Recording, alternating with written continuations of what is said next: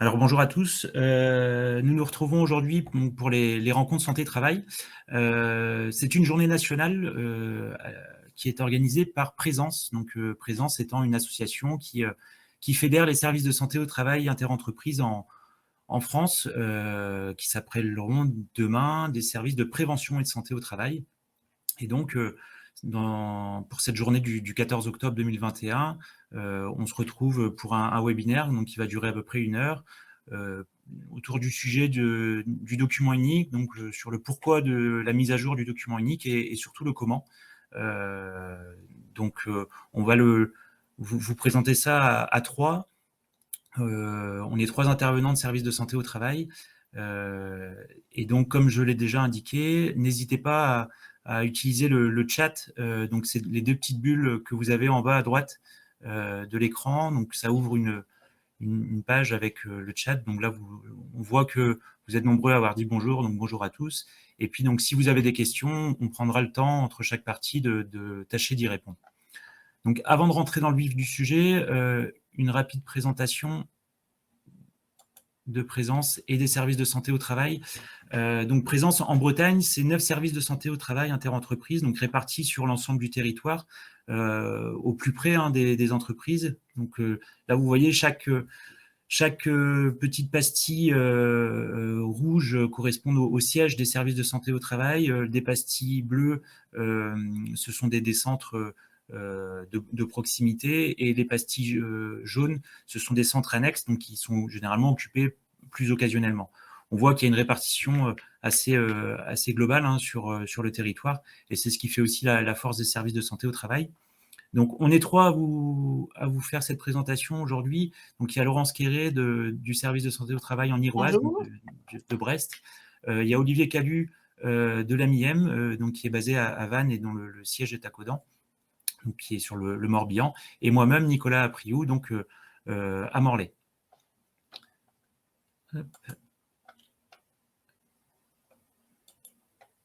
Alors, Présence en Bretagne, c'est plus de 740 000 salariés suivis.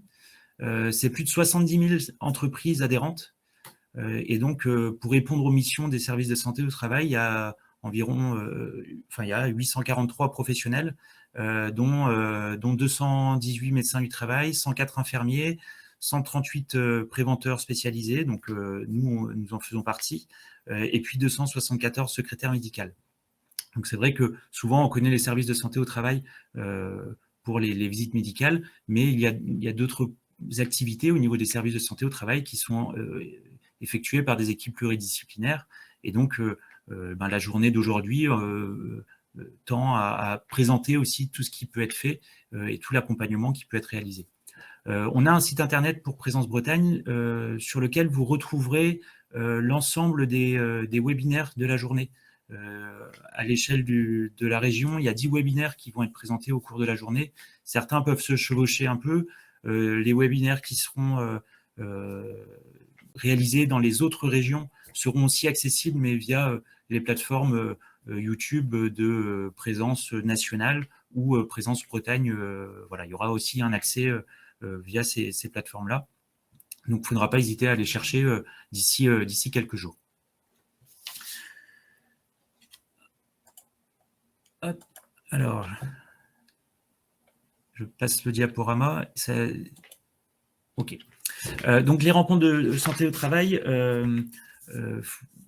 faut savoir qu'il y a un site internet, par exemple, qui a été créé. Donc, je vais vous le redonner parce que pour accéder peut-être aussi au webinaire ultérieurement, ça sera un moyen d'accès. Donc, c'est rencontre au pluriel santé-travail-2021.fr.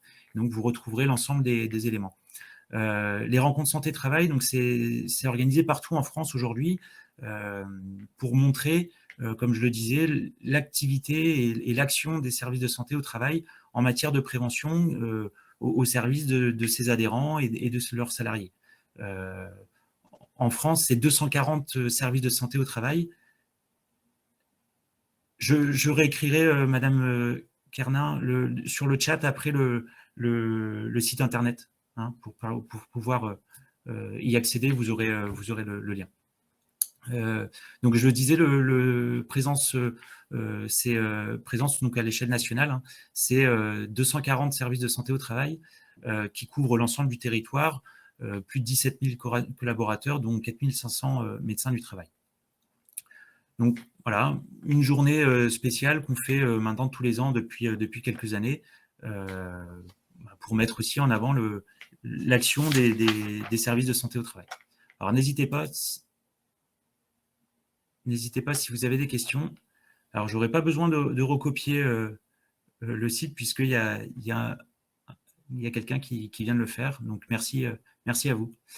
Donc, si vous avez des questions sur cette partie-là, il ne faut pas hésiter. Donc, comme je le disais tout à l'heure, s'il y en a qui sont arrivés après, vous avez un chat en bas à droite. Donc, ces deux petites bulles là que vous pouvez ouvrir. Et donc, au cours de la présentation qu'on va commencer tout de suite, vous pourrez présenter, vous pourrez poser vos questions. Bon, si vous n'avez pas de questions, on va pouvoir rentrer dans le vif du sujet, hein, qui est de pourquoi mettre à jour son document unique et comment.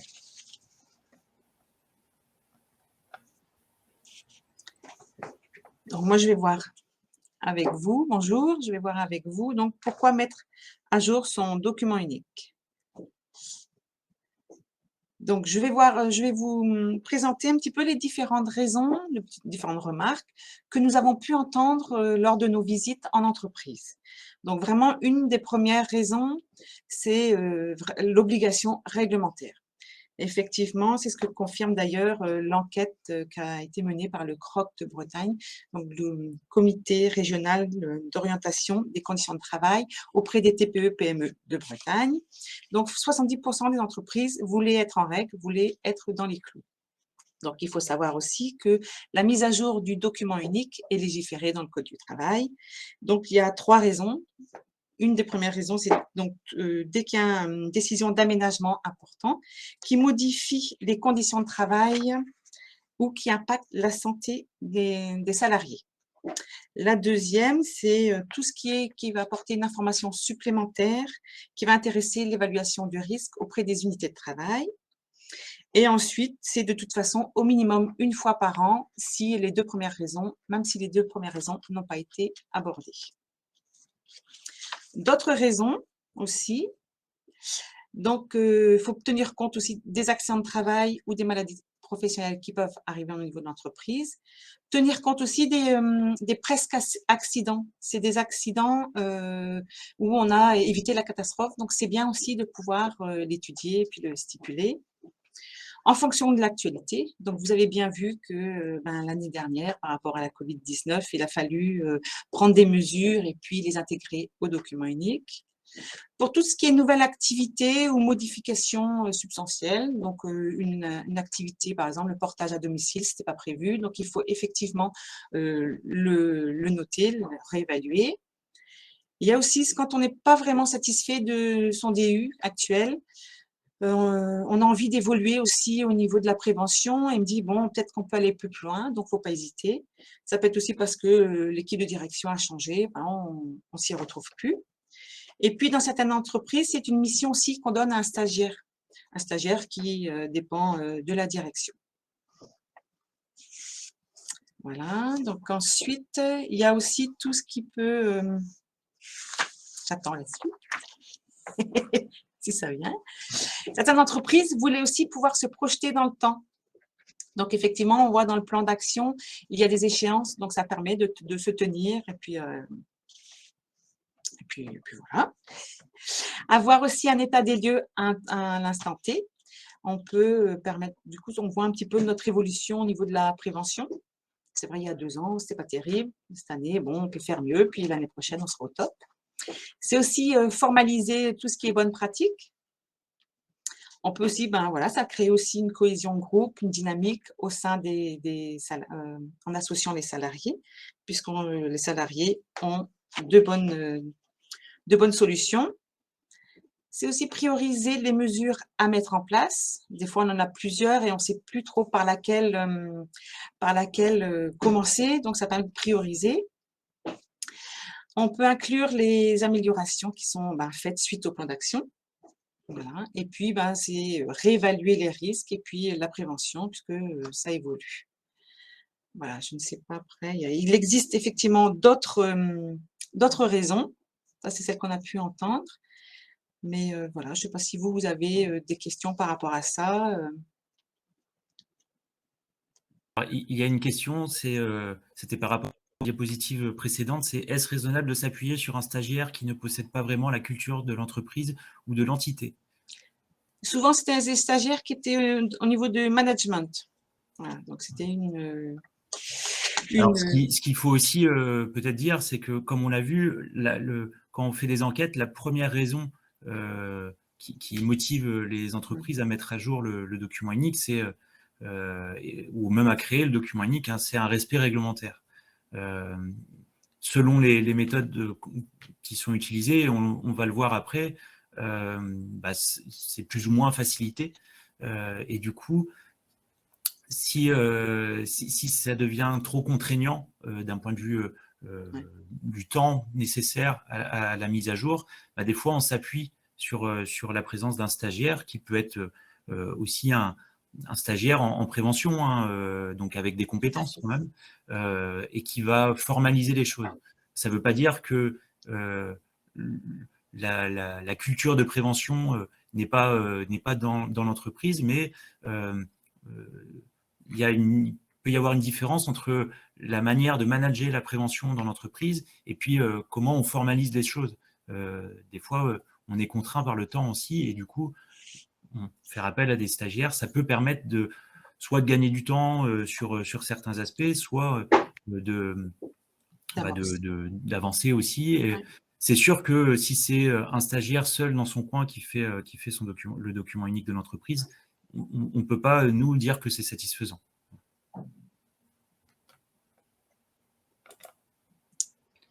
Alors, est-ce que vous avez Alors, des... n'hésitez pas hein, si vous avez des questions. Eh ben, du coup, pour voir comment mettre son document unique, je vais laisser la parole donc à Olivier. Alors, comment mettre à jour son document unique? Déjà, sur la forme de votre document unique, pour des raisons de traçabilité, de modification, de mise à jour, la première chose que vous pourrez faire, c'est de passer de la version papier. On en trouve encore assez fréquemment des versions papier, soit consignées sur un classeur, soit sur un cahier qui a été acheté, soit encore sur du format PDF qu'on a pu récupérer. Donc à une version numérique pour faciliter tout ce qui est du coup changement d'organisation de travail, tout ce qui est nouvelle activité, nouveau process.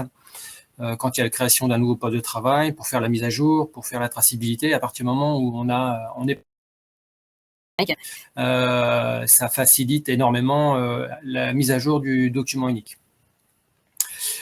La deuxième chose, on voit aussi pas mal de documents uniques où l'employeur n'a pas vraiment sectorisé ou découpé son entreprise, ce qui fait qu'il va directement sur l'unité de travail.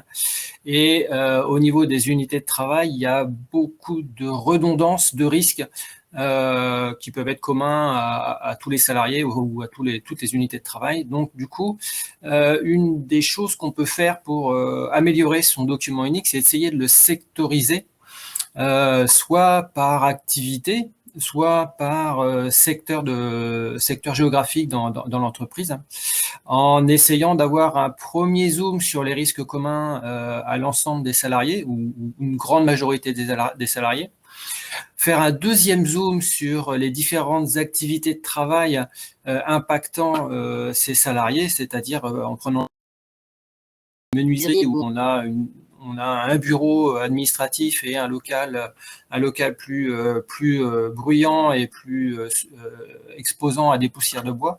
Du coup, de faire ce premier zoom sur l'activité administrative et de l'autre côté l'activité de production. Et ensuite faire le troisième zoom sur l'unité de travail qui peut être du coup dans la menuiserie chaque poste de travail présent. Et du coup, dans les postes de travail présents, ça évite de répéter à chaque fois le fait qu'on soit exposé à du bruit, qu'on soit exposé à des poussières de bois ou autre risque qui serait pris du coup dans la partie locale ou activité. Donc ça, c'est un travail qui peut être intéressant à faire pour avoir un document unique beaucoup plus synthétique et moins redondant sur les aspects risques. Oui, je pense qu'on aura la possibilité de vous... Alors, attends, ouais, de vous transmettre une trame de DU numérique. La troisième possibilité, c'est également d'utiliser une méthode d'évaluation. Donc, le Code du travail n'impose pas particulièrement de méthode particulière, mais le principe est quand même d'avoir une évaluation qui est basée au moins sur la de la situation dangereuse avec une échelle de gravité, la description du risque encouru avec une échelle d'occurrence, et si on peut y ajouter des mesures de prévention existantes avec une échelle de maîtrise pour minorer ou accentuer le risque à partir du moment où il n'y a aucune mesure de prévention. Ça peut être aussi facilitant pour évaluer le risque. Alors, on demande, le Code du travail ne demande pas à avoir des méthodes très élaborées. Hein. Il peut y avoir des méthodes très simples sur l'évaluation avec uniquement des smileys ou alors des cotations plus numériques. Il en existe beaucoup. Je pense que pour l'employeur, le plus simple est d'avoir une méthodologie qui correspond à la taille de son entreprise, à l'efficacité qu'on peut y trouver dans cette méthodologie. Il faut surtout pas s'y perdre dans cette méthodologie, et il faut retrouver du sens à partir du moment où on a fait son évaluation, à voir si on est bien cohérent dans le résultat de l'évaluation, si un risque qui vous paraît pas anodin mais minime par rapport à un autre risque, et que dans l'évaluation ça ressort différemment, là il faut revoir la méthode, c'est qu'elle n'est pas appropriée, quoi. Voilà pour ces trois premières mesures. Ensuite, la quatrième, elle est intéressante aussi dans le fait que le document unique, effectivement, la responsabilité du document unique, elle repose sur l'employeur, c'est lui qui en a la responsabilité, mais on parlait tout à l'heure d'un stagiaire, pas de souci aussi, à partir du moment où il a des compétences, je pense qu'il peut apporter beaucoup dans la formalisation du document. Mais ceux qui sont les principaux impactés dans cette évaluation, c'est quand même les salariés. Et donc, je pense qu'une démarche participative auprès des salariés a beaucoup d'intérêt, dans le sens où, quelque part, on va les sensibiliser au risque déjà qu'ils prennent à leur poste de travail. Et vous, ça va vous permettre de connaître plus en profondeur la nature du risque et la gravité de ce risque.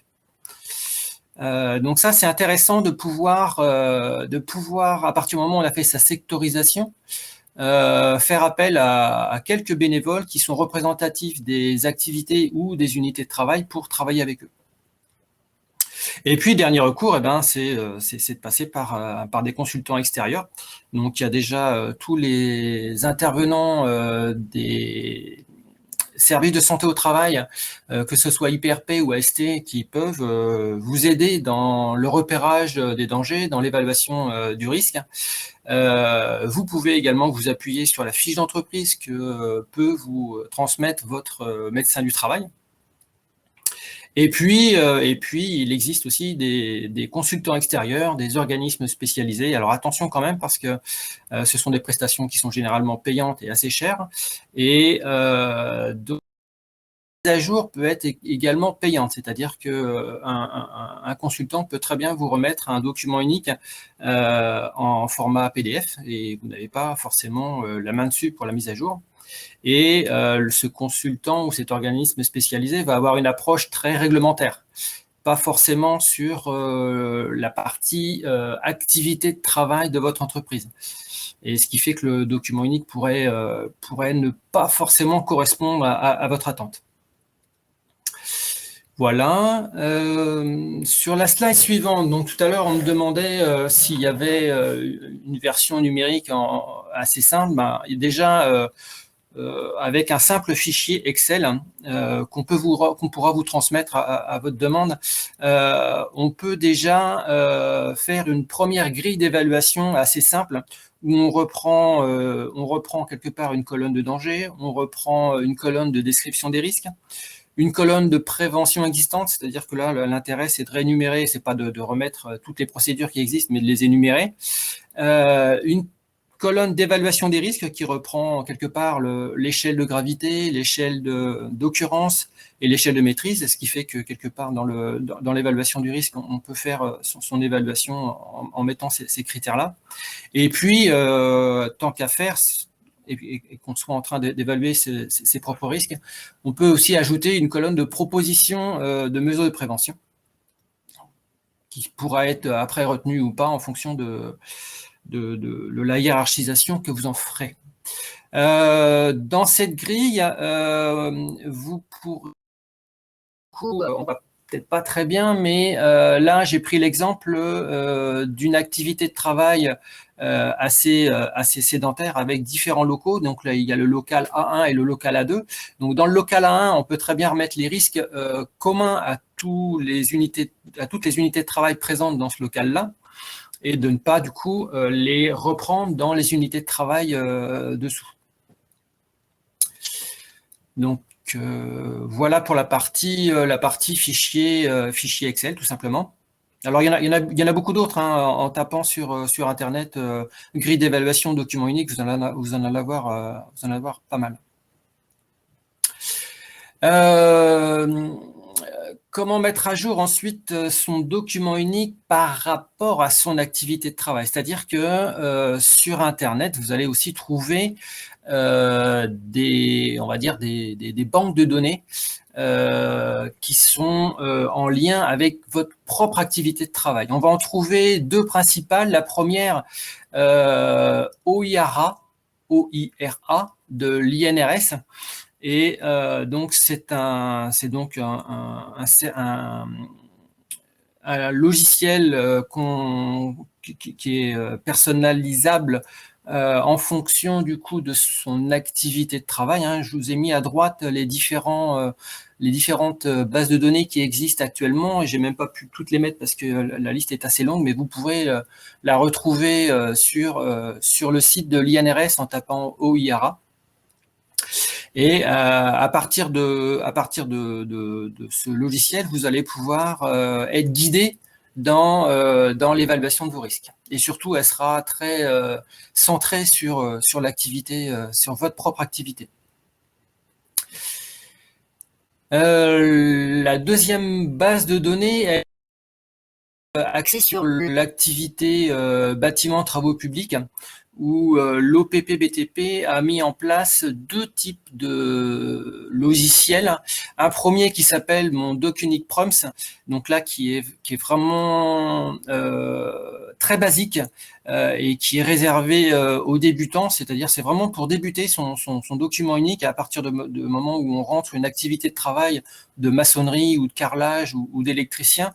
Le logiciel va également vous centrer sur cette activité-là, mais elle restera très, très basique.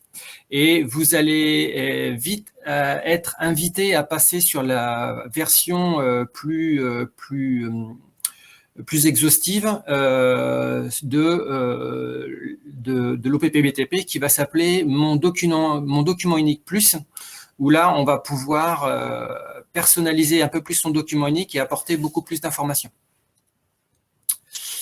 Voilà pour les deux principales aides en termes d'activité de travail.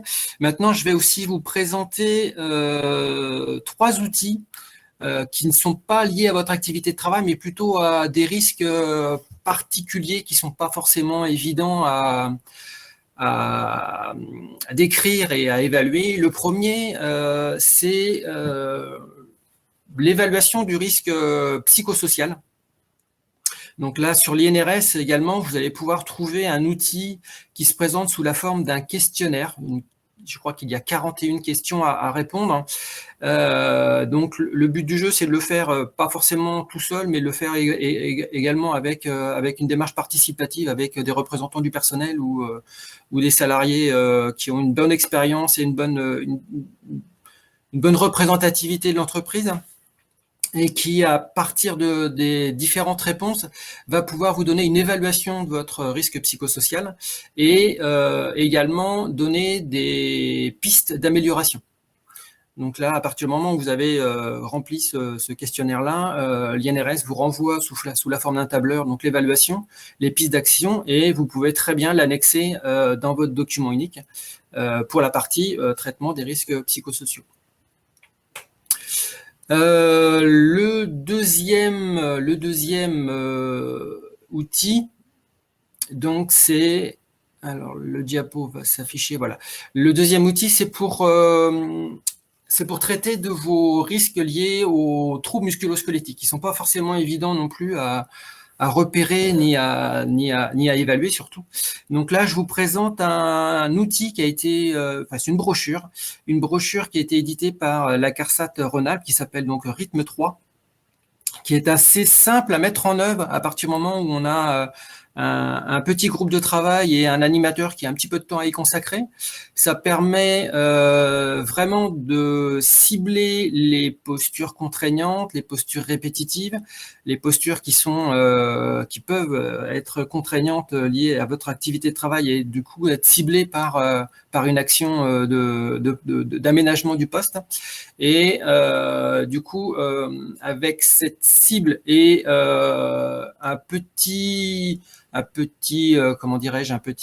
une petite méthodologie pour, pareil, évaluer la dangerosité, enfin le risque lié au TMS par rapport à ces différents postes, permet de créer une certaine hiérarchisation.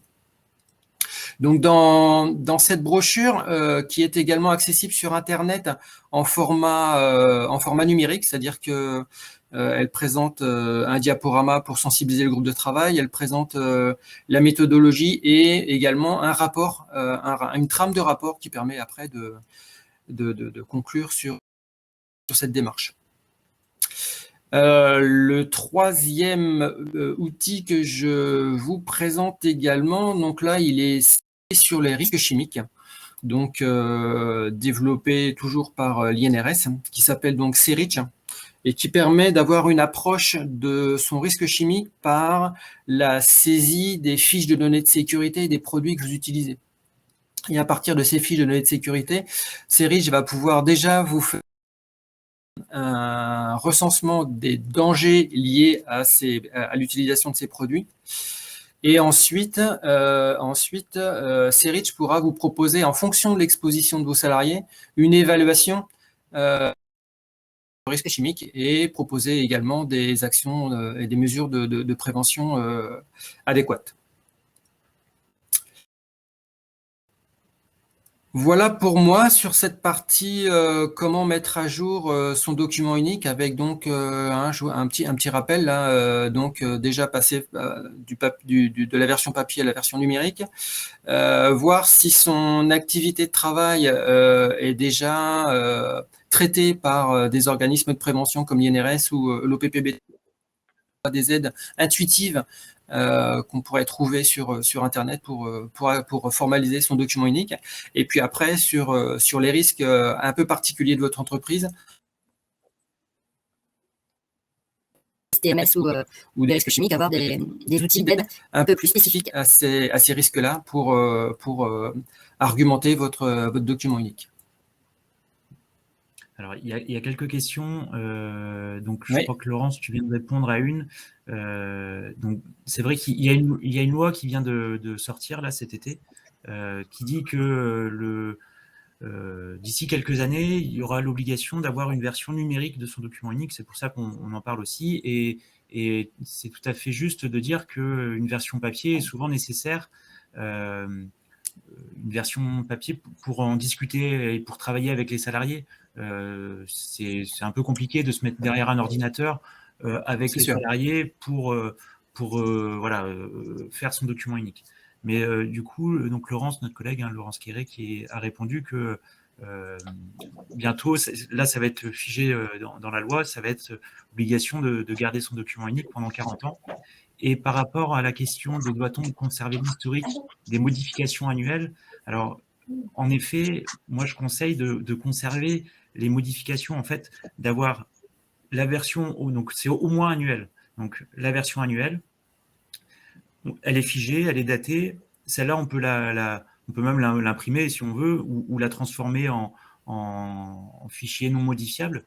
Et puis l'année suivante, quand on commence la mise à jour, on repart sur une version qui peut être copiée. Si on est sur le fichier Excel que Olivier a présenté, on bloque, on fige du coup le fichier sur l'année X et l'année suivante, on repart sur le même fichier, sauf qu'on va modifier ce fichier-là sans toucher à la version précédente. Et ça permet de voir aussi l'évolution au cours du temps. Donc ça c'est plutôt intéressant. Alors, il y a plusieurs... on verra, comme on a dit, pour vous transmettre l'outil Excel. Normalement, on va recevoir ultérieurement, nous, les adresses mail des participants. Et donc, on pourra vous adresser les documents. Après, on ne maîtrise pas le timing de quand est-ce qu'on va recevoir ces informations-là. Et puis après, prendre le temps de vous basculer, que ce soit la présentation ou les documents.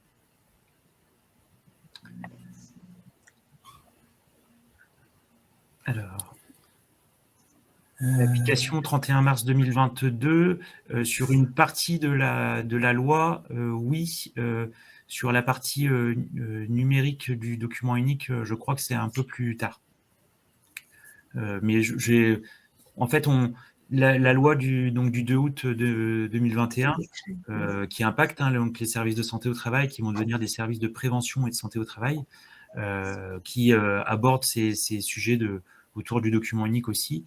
On est en attente de plusieurs décrets d'application, et donc en pratique, je ne sais pas si Olivier ou Laurence ont la réponse spécifique par rapport à la numérisation du document unique, mais moi je ne sais pas en détail, mais de tête, je crois que c'est... Au-delà de la réglementation, de toute façon, il y a vraiment tout intérêt à passer sur une version numérique.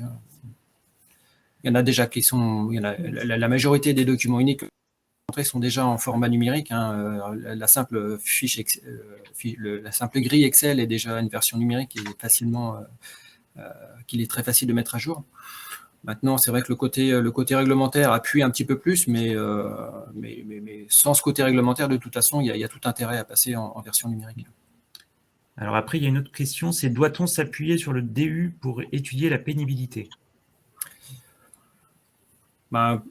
Il y a eu des tentatives effectivement de création de fiches de pénibilité à partir du document unique sur certains critères qui avaient été cotés par le règlement par le code du travail, mais je crois que ça a été abandonné. Enfin, moi, je sais que j'en vois plus parce que c'est la CARSAT qui a pris en charge ce côté évaluation de la pénibilité des postes de travail.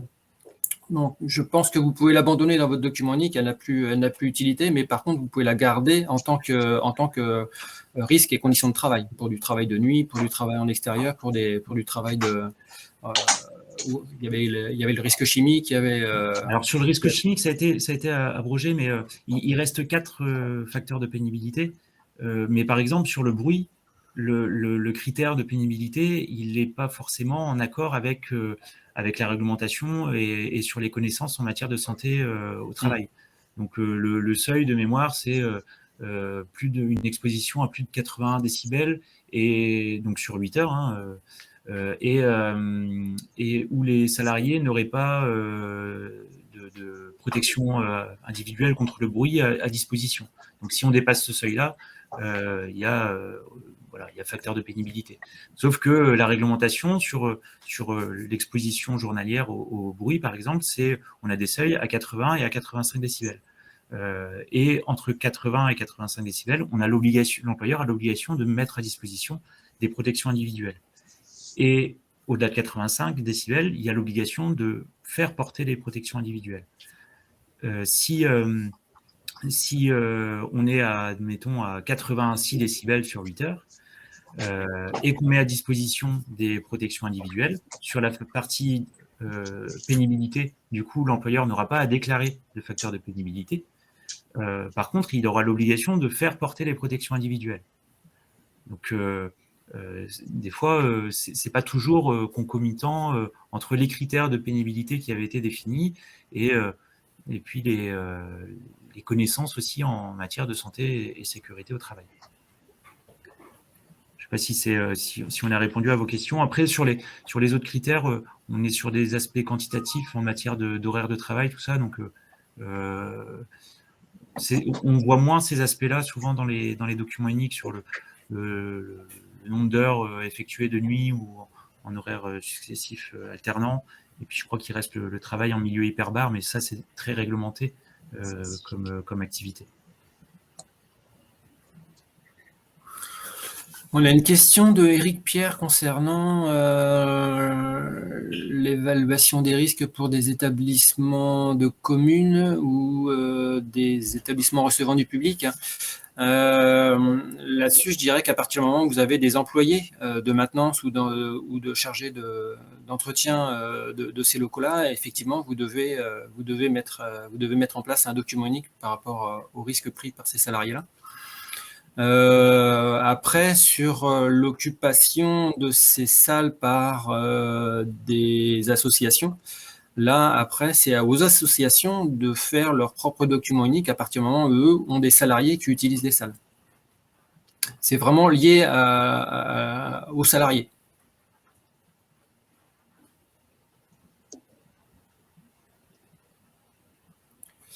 Et sinon...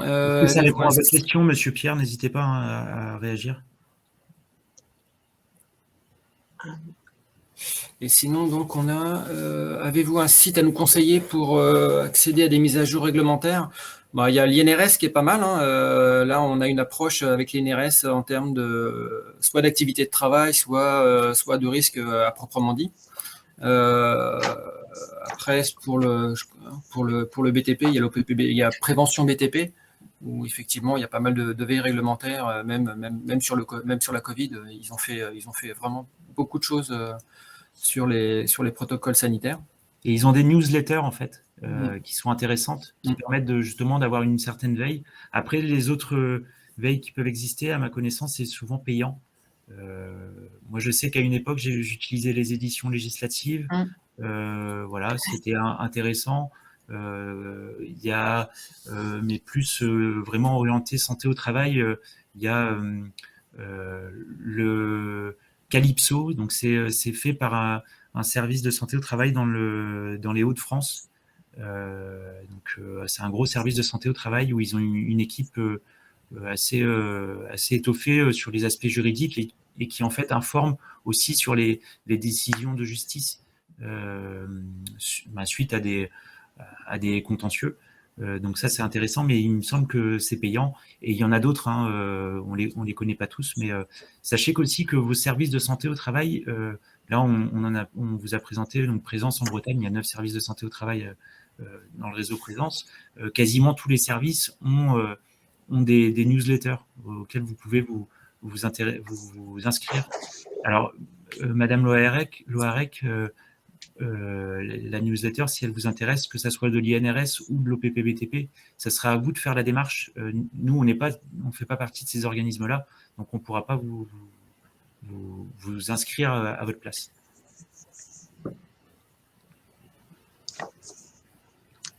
Ensuite, il y avait, vous pourriez donner un exemple de risque que l'on trouve dans tout type d'entreprise. Alors, on va tomber sur le risque électrique. Oh ben oui, déjà, oui, c'est ça, ouais. Chute.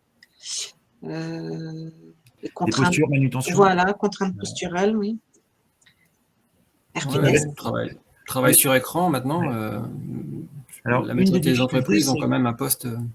Une des difficultés, c'est que le document unique, il est censé être exhaustif.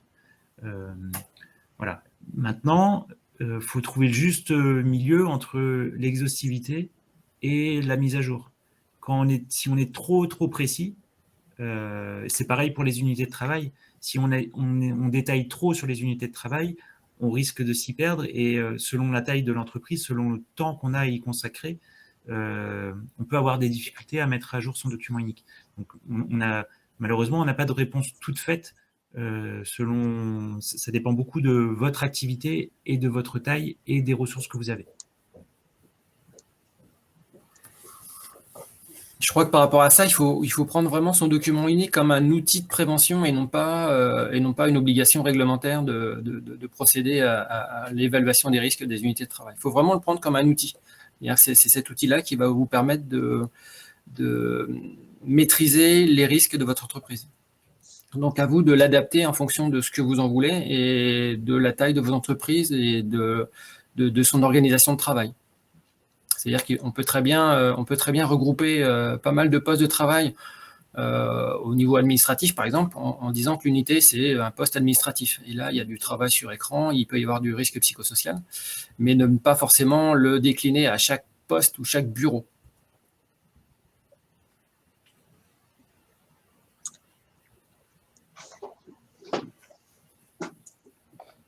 Alors, dans notre secteur, Parc Aventure, nous avons obligation d'établir un DU des risques clients.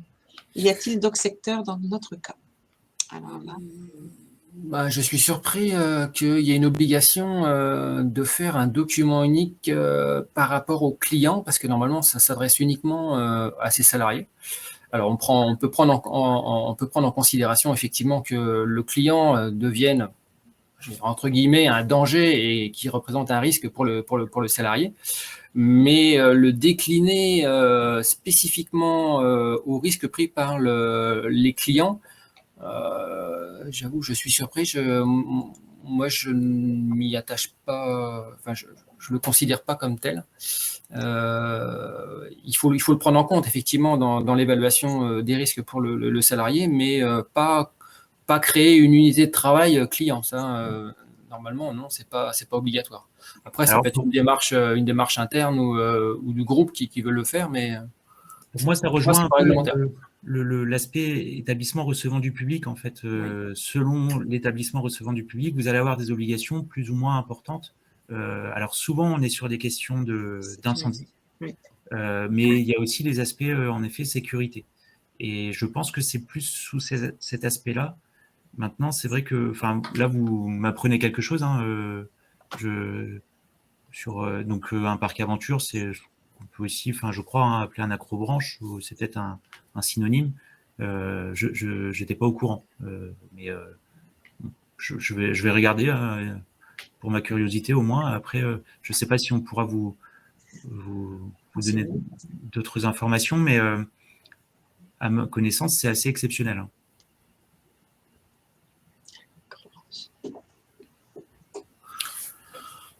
Après, vous pourrez trouver des documents uniques qui s'intéressent également à l'impact environnemental de votre entreprise, c'est-à-dire que sur le même outil, vous allez avoir l'évaluation des risques pour vos salariés et puis en même temps l'impact environnemental. Donc après, qui peut le plus, peut le moins, à partir du moment où on a un document unique qui tient la route au niveau réglementaire et que vous souhaitez l'étendre à d'autres aspects moins réglementaires, pourquoi pas, hein.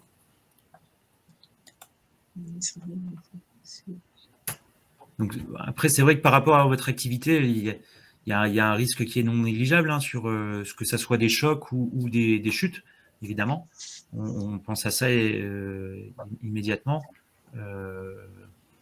Voilà. Après, je crois que c'est très très marginal comme obligation là, visiblement. Et puis c'est peut-être lié à une forme d'agrément. Pour avoir l'ouverture administrative d'un accrobranche, il faut peut-être respecter un certain nombre de mesures pour justement la sécurité des clients. Et c'est pas forcément lié au document unique. Alors, Monsieur Pierre, qu'est-ce que vous appelez les administrés?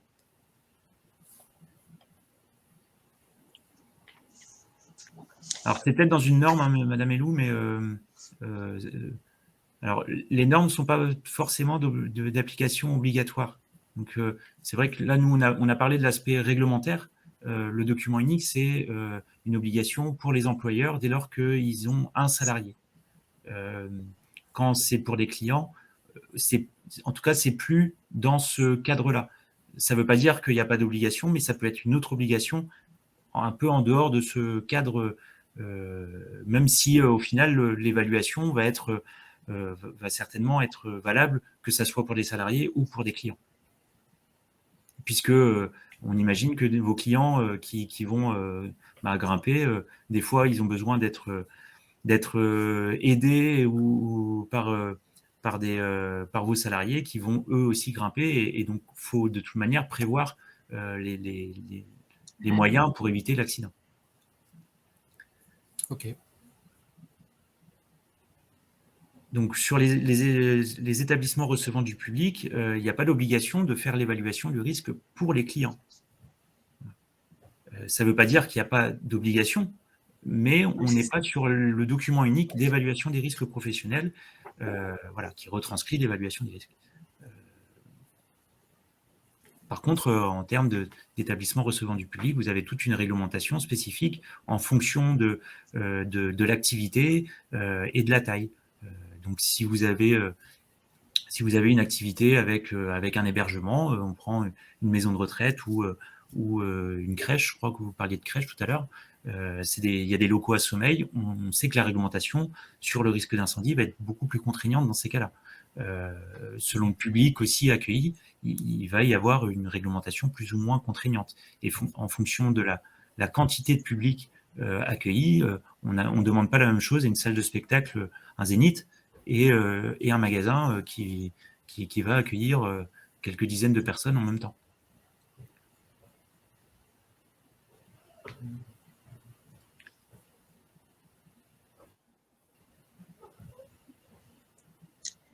Alors, il y a deux autres questions.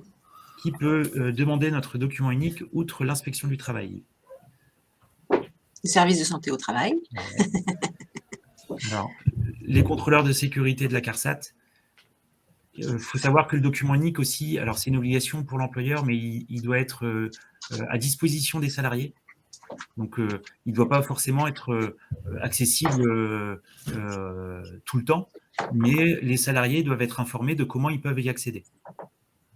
Donc, si c'est une version numérique, il faut qu'ils puissent accéder à la version numérique pour pouvoir regarder ce qui est contenu dans le document unique.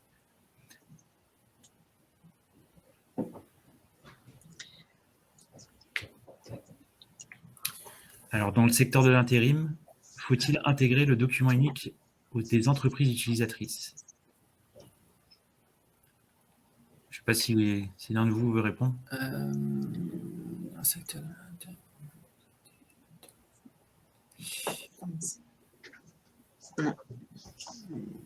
Non, je ne crois pas, non. Je ne crois pas. En fait, faire l'évaluation des risques de ces salariés. Donc, maintenant, je dirais que le lien va se faire beaucoup aussi pour les intérimaires au moment de l'accueil sécurité. Il faut savoir que l'entreprise utilisatrice, alors toute entreprise qui accueille un nouveau salarié, il est censé faire un accueil sécurité. Je dis censé parce que dans beaucoup de situations, ce n'est pas le cas. Et pour des salariés intérimaires, il faut que ça soit un accueil renforcé. Donc ça, c'est des aspects réglementaires. Donc, dans le document unique de l'agence intérim, donc il va y avoir les salariés de l'agence intérim et puis il va y avoir les intérimaires qui travaillent pour des entreprises utilisatrices.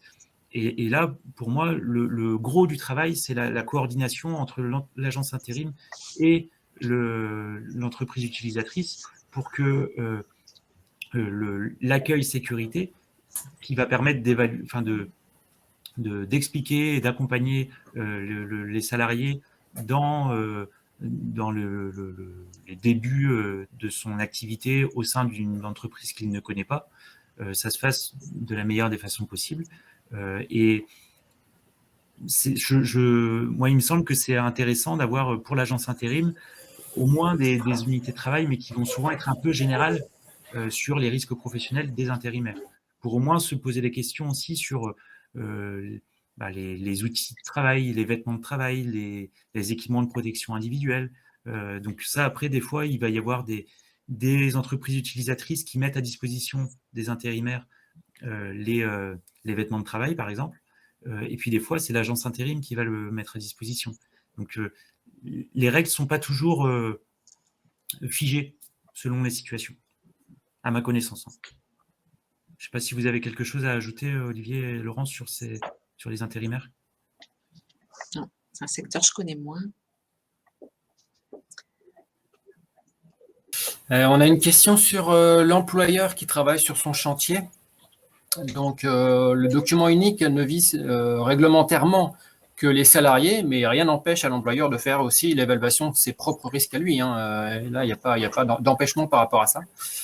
Mais un document unique qui n'aurait pas l'évaluation de l'employeur, il serait valable aussi, quoi. Après, l'employeur, on l'oublie souvent. Donc, c'est bien aussi de pouvoir l'intégrer dans le document unique de l'entreprise. Donc, qui fait partie aussi de l'entreprise. Il y a un webinaire. Surintégré. Il y a un webinaire aujourd'hui sur la santé de l'employeur, premier capital de l'entreprise, je crois. C'est vrai, c'est d'autant plus vrai dans les petites entreprises. Hein. La santé et la sécurité des employeurs, c'est primordial. Voilà. Donc, moi, je pense que c'est bien de s'intéresser aussi à la santé et la sécurité des employeurs. Alors, il y a une autre question sur le guide de sécurisation du personnel et du public qui intègre le risque d'intrusion, menace terroriste. Alors, est-ce qu'il faut l'intégrer au document unique? Moi, ce que je conseille souvent, c'est d'avoir son document unique. Alors, comme l'a présenté Olivier tout à l'heure, là, vous voyez encore affiché C'est riche. On a vu Rythme 3, on a vu l'outil Faire le point. Pour moi, sur cet aspect-là, en fait, c'est comme des annexes. Vous avez votre document unique et puis en annexe, vous allez avoir sur menaces terroristes, vous pouvez mettre au même endroit. Vous avez fait peut-être une évaluation spécifique par rapport au Covid-19. Pour moi, c'est annexé. C'est ça. On est rarement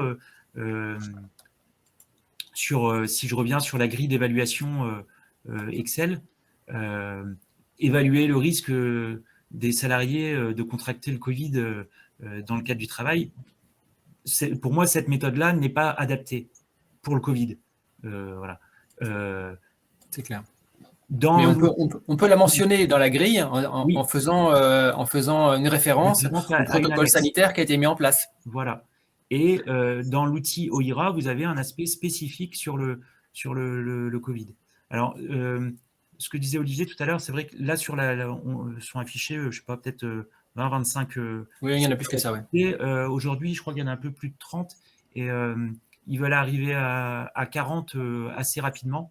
Donc, des fois, voilà, moi, j'y vais une fois de temps en temps et je découvre qu'il y a un nouveau secteur d'activité qui a été élaboré en termes d'évaluation avec cette méthode-là qui, pour au moins une première approche, si vous n'avez jamais eu de document unique, alors normalement, si vous êtes ici, on est sur la mise à jour, mais si vous n'en avez pas du tout, ou si vous n'êtes vraiment pas satisfait et que vous voulez repartir d'une page blanche, c'est un outil qui peut être intéressant, qui est peut-être un peu moins participatif que ce qu'on peut faire par ailleurs, mais qui est assez complet, où vous avez des références documentaires sur certains risques professionnels, en fonction de votre branche professionnelle, ça peut être intéressant.